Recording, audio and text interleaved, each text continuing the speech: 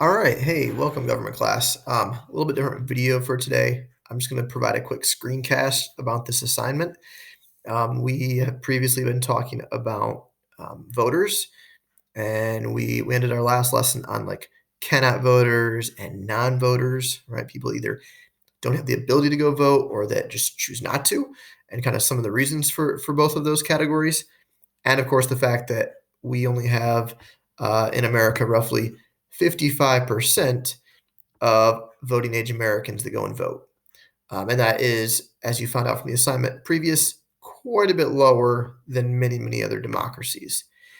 So, what does that mean then? Well, we're going to consider today whether we should allow and embrace in America online voting. Okay, now, really, really important for as you're writing the assignment. Keep in mind here, right here, keep in mind that we would still be having our traditional voting system. Okay, so if you want to go to the polls and vote in person, and vote, at the local church or township hall, right, on paper, that's fine. But this question is asking, should we add an online voting option on top of that? Okay, so I don't want you to think that this is replacing in-person paper voting, but it's should we add it to online paper voting as an option, right, for people to do either or. And you're going to be constructing then a 3-paragraph response either in favor of online voting or against it. And the thing is, you really need to go deep, right? Clearly, you could be talking here in your response about hacking and technology and things of that nature. But to get credit, you must also begin to think about the principles and ideas and values that a democracy must be embracing. And so, in other words, is it really important to get more voters out there? Or is it more important that the voters that go are educated? Is it more important to make sure that people that maybe are suddenly in the hospital are able to vote? Or is it more important that voting is slow and that it takes some time so that it's not so easy to do? All right, so those are things that you've got to begin to think about, not just, oh, it could be hacked. Okay. Now, again, that could be one of your arguments, but it can't be your entire argument. Okay.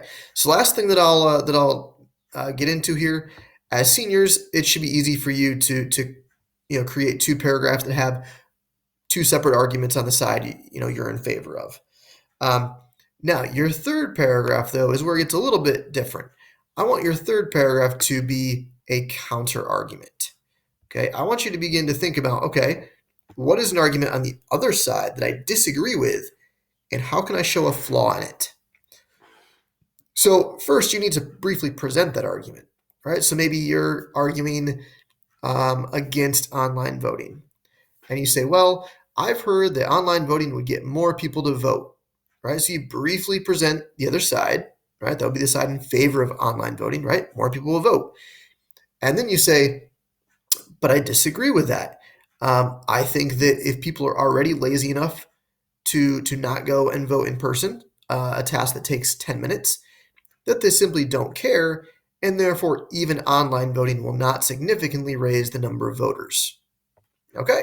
And then I showed a flaw in the argument, right? So counter argument, meaning I presented the one side, right, that I disagree with, that we would get more voters, and I poked a hole in it, right? I presented a flaw with it, saying that non-voters tend to be lazy by nature, and that making it easier wouldn't matter.